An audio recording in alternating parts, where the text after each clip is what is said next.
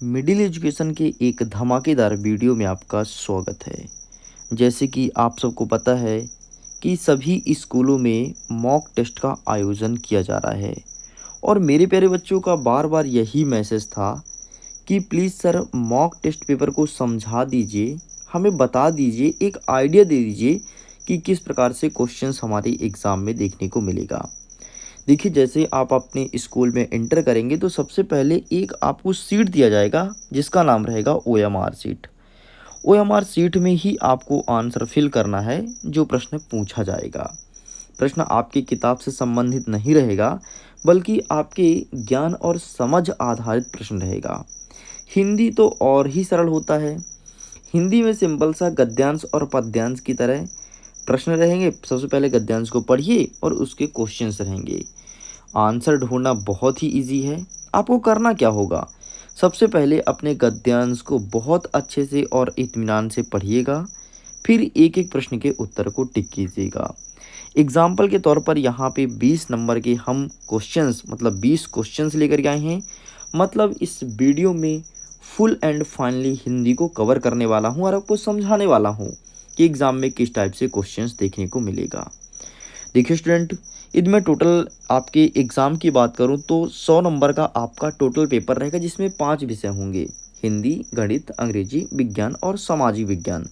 सभी विषय के 20-20 नंबर के प्रश्न आएंगे और सभी विषय आपको अटेंड करना है। समय आपको 3 घंटे दिए जाएंगे। सभी विषय बहुत सरल है, परेशान नहीं होना है और इतना इजी है कि उसका आंसर आप पढ़ते ही दे पाएंगे। बस शर्त यह है कि आपको दिमाग को केंद्रित करना होगा, तभी ये पॉसिबल हो पाएगा। तो चलिए, कुछ क्वेश्चंस यहाँ पर दिए गए हैं, इसे हम ट्राई करते हैं और देखते हैं कि इसका आंसर हम किस प्रकार से फाइंड करेंगे। देखो, यहाँ पर लिखा गया है कि दिए गए पद्यांश को पढ़िए और 1 से लेकर के 5 तक के प्रश्न के उत्तर का चयन कीजिए। एंड यहाँ पर लिखा है कि प्राचीन काल से ही मानव समाज ने विकास के पथ पर कई उपलब्धियाँ प्राप्त की है, लेकिन कुछ ऐसी बात है जो समय के साथ भी नहीं बदलती। इनमें सबसे प्रमुख है मानवता। जो मानवता होता है ना, उस समय के साथ नहीं बदलता है। मतलब हमारा समय कितना भी निकल जाए और हमारा देश कितना भी ग्रो कर जाए, लेकिन मानवता जो चीज़ है वो सबके अंदर छुपा ही रहेगा।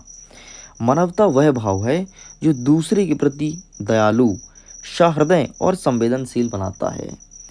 यही वह मूल्य है जो हमें पशु और मनुष्य के बीच अंतर बताता है कि पशु प्रवृत्ति क्या होता है और मनुष्य की प्रवृत्ति क्या होती है। मतलब हमने पैसेज को इतना पढ़ा तो हमें ये समझ आया कि पैसेज पूरा का पूरा मानवता के ऊपर लिखा गया है। पूरा का पूरा आप पैसेज रीड कीजिएगा। कुछ इस प्रकार से पैसेज है, आगे हम देखेंगे। यहाँ पर पैसेज लिखा गया है एंड यहाँ से हमारे क्वेश्चंस स्टार्ट होता है। जैसे हमारा प्रश्न क्रमांक 1 कह रहा है कि रामलाल की तबीयत क्यों खराब हो गई थी, तो हमको इसका आंसर हमारे पैसेज में ही मिला है, लेकिन हमने पैसेज को सबसे पहले बहुत अच्छे से रीड करना है। एंड फाइनली यहाँ पर रीड करने के बाद आंसर मिला है कि अत्यधिक काम के कारण रामलाल की तबीयत खराब हो गई थी। ये हमारा पहला प्रश्न हुआ। अब आएंगे हम अपने दूसरे प्रश्न की तरफ। दूसरा प्रश्न कह रहा है कि गांव के प्रधान ने रामलाल की किस प्रकार से मदद की थी, तो डॉक्टर की सारी फीस भर करके गांव के प्रधान ने उसकी मदद की थी।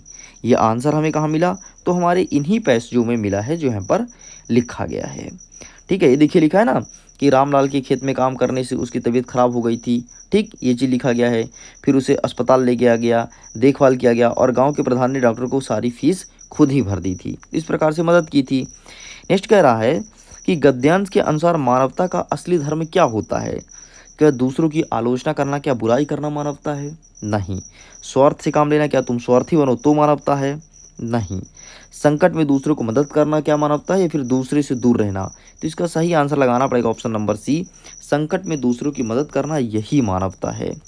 नेक्स्ट कह रहा है कि रामलाल की आर्थिक स्थिति क्यों खराब हो रही थी, आखिरकार क्या हुआ था, तो फसल की कमी के कारण उसकी आर्थिक स्थिति खराब हो रही थी, ये कहता है आपका अवठित गद्यांश। आगे बढ़ते हैं। नेक्स्ट कहता है 5वां नंबर, गद्यांश का प्रमुख संदेश क्या है या मुख्य संदेश क्या है, तो सिंपल सा आपको लिखना है कठिनाइयों का सामना अकेले करना, या फिर समाज में एकता और सहानुभूति की आवश्यकता, अपने काम में लगे रहना या दूसरों को मदद करना। तो इसका सही आंसर लगाएंगे समाज में एकता और सहानुभूति की आवश्यकता, यही इसका मुख्य गद्यांश कहता है। और मुख्य संदेश देता है। अब देखिए, तो हमने 1 से 5 तक के प्रश्न और उत्तर को अटेंड किया ना। हम लास्ट में आपको बताएंगे कि OMR शीट को भी कैसे भरना है। ठीक है, इस प्रकार से क्वेश्चंस रहेगा। एंड नेक्स्ट कहता है प्रश्न क्रमांक 6 से लेकर के 11 तक। ठीक ऐसे ही पैसेज दिया गया है, पैसेज आप रीड कीजिएगा। पहले ये वाला पैसेज पढ़ना है, फिर ये आपको ये पढ़ना है। ठीक है, यहाँ तक पढ़ने के बाद और नीचे आना है और नीचे आना है, एंड यहाँ से प्रश्न क्रमांक 6 स्टार्ट होता है। 6वां नंबर कहता है कि ई कचरे के प्रदूषण को कम करने के लिए सरकार और कंपनी कौन से उपाय अपना रही हैं। तो सिंपल से लिखेंगे कि ई कचरा को निपटाने और रिसाइकल के तरीके अपना रहे हैं, यही सही उत्तर हो जाएगा। नेक्स्ट आगे बढ़ते हैं हम 7वें नंबर की तरफ। 7वां नंबर कहता है कि ई कचरा से जुड़े खतरनाक रसायन क्या कर सकते हैं। तो सिंपल सा आंसर लिखेंगे, मृदा और जल स्रोत को दूषित कर सकते हैं, बस इतना आपको लिखना है। हमारा 8वां नंबर कह रहा है कि यदि किसी क्षेत्र में बड़ी मात्रा में ई कचरा में मिट्टी दबा दिए जाए तो सबसे संभावित परिणाम क्या होगा। तो इसका आंसर लिखेंगे, मृदा और जल स्रोत दूषित हो जाएंगे या प्रदूषित हो जाएंगे, इतना आप लिखेंगे। आगे देख लीजिए प्रश्न क्रमांक 9 क्या कह रहा है, यहाँ पर लिखा गया है। प्रश्न 9 कह रहा है कि आप एक ऐसे क्षेत्र में रहते हैं जहाँ इलेक्ट्रॉनिक कचरा का सही निपटान नहीं होता है, आपको अपने समुदाय को जागरूक करने के लिए क्या कदम उठाना चाहिए। तो यहाँ पर आप लिखेंगे कि ई कचरे के पर्यावरणीय प्रभाव पर एक जागरूकता अभियान शुरू करना चाहिए और लोगों को जागरूक करना चाहिए कि जो इलेक्ट्रॉनिक वेस्ट है या ई कचरा है इसको सही तरीके से ज़मीन के अंदर दफना दो, वरना यह अत्यधिक नुकसान पहुँचाएगा। नेक्स्ट कह रहा है 10वां नंबर, ई कचरे को कम करने के लिए उपभोक्ताओं को कौन सा कदम उठाना चाहिए। तो ये यहाँ पर लिखा गया है कि पुराने उपकरणों का रख रखाव और लंबे समय तक उपयोग करना चाहिए, यही आपको लिखना है। आगे बढ़ते हैं 11वां नंबर कि आपके घर में एक पुराना लैपटॉप है। अब देखो दिमाग से संबंधित कैसे प्रश्न पूछा है। आपके घर में एक पुराना लैपटॉप है जो कि अब काम नहीं कर रहा है, इस लैपटॉप का सही निपटान का सबसे अच्छा तरीका क्या होगा। तो सिंपल सा, उसे जला दें, कचरे में फेंक दें या रिसाइकलिंग सेंटर में दे दें या फिर नदी में डाल दें। तो इसका सही आंसर होगा उसे रिसाइकलिंग सेंटर में दीजिए, उस लैपटॉप को रिपेयर करके और पुनः उसे बना करके और मार्केट में बेच दिया जाएगा। इस प्रकार से हमने 11 नंबर तक कंप्लीट कर लिया। नेक्स्ट कहता है फिर से गद्यांश दिया है जिसमें 12 से लेकर के 15 तक का उत्तर दिया है, मतलब टोटल आपको एक गद्यांश के 5 प्रश्न के उत्तर देने होते हैं। आप यहाँ पर देख लीजिए गद्यांश स्पष्ट रूप से लिखा गया है एंड हमारे क्वेश्चन यहाँ से स्टार्ट हैं। हमारा 12वां नंबर कहता है कि नदियों के किनारे प्राचीन सभ्यता क्यों विकसित हुई थी।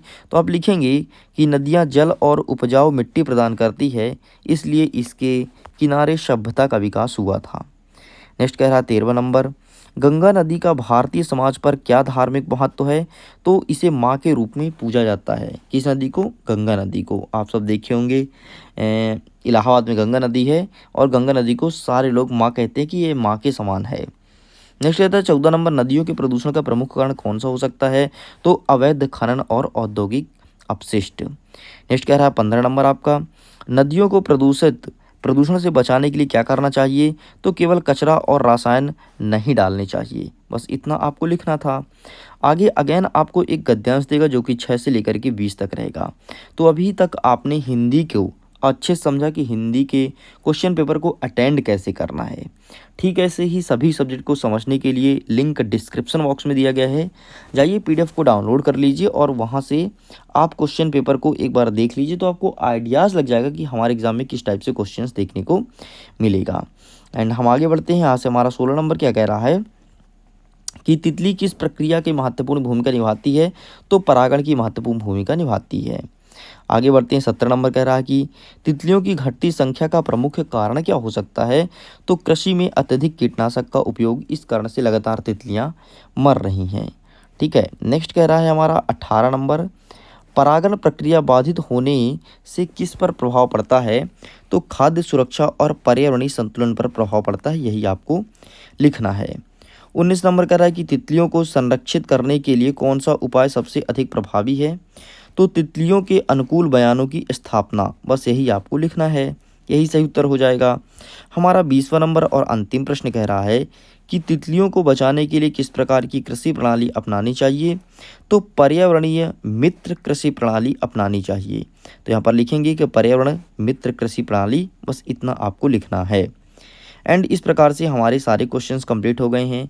आपने हिंदी के क्वेश्चन पेपर को देखा और समझा कि किस टाइप से एग्ज़ाम में देखने को मिलेगा। तो यह आपका एक प्रैक्टिस पेपर है। आपका फाइनल एग्ज़ाम तो 19 नवंबर को होगा एंड 19 नवंबर के दिन आपको बहुत अच्छे से प्रिपेयर होके जाना है। तो मैं उम्मीद करता हूँ आप समझ ही गए होंगे। अब आपको दिखा देते हैं कि किस प्रकार से आपका OMR शीट रहेगा और किस प्रकार से आंसर भरेंगे। अच्छा, कुछ क्वेश्चन का आंसर देख लो। जैसे प्रश्न क्रमांक 1 का आंसर 1 होगा, 2 का आंसर 3 है और 3 का आंसर आपका 3 है। तो आइए देखते हैं कि OMR शीट में किस प्रकार से भरेंगे। देखिए, आपके स्कूल में कुछ इस प्रकार से OMR शीट दिया जाएगा। अब देखो, यहाँ पर जो OMR शीट अवेलेबल है ये वर्ष 2021 का है, लेकिन मैं आपको आइडिया दे दूंगा कि किस प्रकार से आपको OMR शीट फिल करना है। जैसे यहाँ पर स्कूल का नाम पूछा है और स्टूडेंट का नाम, तो आपको अपना नाम और स्कूल का नाम भरना है। जैसे सपोज करते मेरे स्कूल का नाम है मिडिल एजुकेशन, तो यहाँ पर मैं अपने स्कूल का नाम लिख देंगे, क्या, मिडिल एजुकेशन। ठीक, अब देखो यहाँ पर हमारे स्कूल का नाम भर गया। आगे हम स्टूडेंट का नाम भरेंगे, स्टूडेंट का नाम भी मिडिल एजुकेशन है, तो यहाँ पर हम भर देंगे मिडिल एजुकेशन। देखिए, कुछ इस प्रकार से हमने इसे भी फिल कर दिया। ठीक, स्कूल का नाम, स्टूडेंट का नाम भर गया। अब जो भी आपके स्कूल का डाइस कोड है, सपोज करते हैं हमारे स्कूल का डाइस कोड है 1 2 3 4 5 6 7 8 और 9 और 0, ये हमारे स्कूल का डाइस कोड है, तो इसे हमने भर दिया। ठीक ऐसे ही आपको यहाँ पर डेट ऑफ बर्थ भी फिल करना है। जब आप स्कूल का डाइस कोड भर लेंगे, सपोज करिए कि यहाँ पर मैंने 1 भरा है, तो नीचे आपको 1 में गोला करना है, इस चीज़ को ध्यान रखिएगा। फिर हमने 2 भरा है तो 2 में गोला करना है, मतलब ऊपर जो आप लिखेंगे नीचे उसी में गोला करना है। आगे बढ़ते हैं तो आधार नंबर आप अपना भरेंगे, जो भी आपका आधार नंबर है वो आधार नंबर यहाँ पर एंटर करेंगे। तो इस प्रकार से ये सब फिल करने के बाद आगे बढ़ेंगे एंड यहाँ पर आपको अपने क्वेश्चन का आंसर देना है। यहाँ पर 60 क्वेश्चन का OMR शीट है, लेकिन आपके स्कूल में 100 क्वेश्चन का आएगा। जैसे प्रश्न क्रमांक 1 का उत्तर था ऑप्शन नंबर 1, तो 1 में गोला करेंगे। 2 का उत्तर 3 था तो 3 में गोला करेंगे। 3 का उत्तर 3 था तो 3 में गोला करेंगे। इस प्रकार से आपको अपने OMR शीट को फिल करना है। एक चीज़ ध्यान दीजिएगा कि गोला से बाहर आपके कलर ना जाएं, मतलब जिस भी कलर का उपयोग करेंगे, वैसे रेड और ब्लू और ब्लैक का यूज़ करना है। अगर आप ब्लू और ब्लैक से भर रहे हैं तो गोला से बाहर ना जाए, इस चीज़ को ध्यान रखिएगा। इस प्रकार से आपको OMR शीट को फिल करना है। मैं उम्मीद करता हूँ समझ गए होंगे। बाकी और भी मॉडल क्वेश्चन को देखने के लिए लिंक डिस्क्रिप्शन बॉक्स में दिया गया है, जाइए जा करके उन्हें डाउनलोड कीजिए। Okay, bye bye.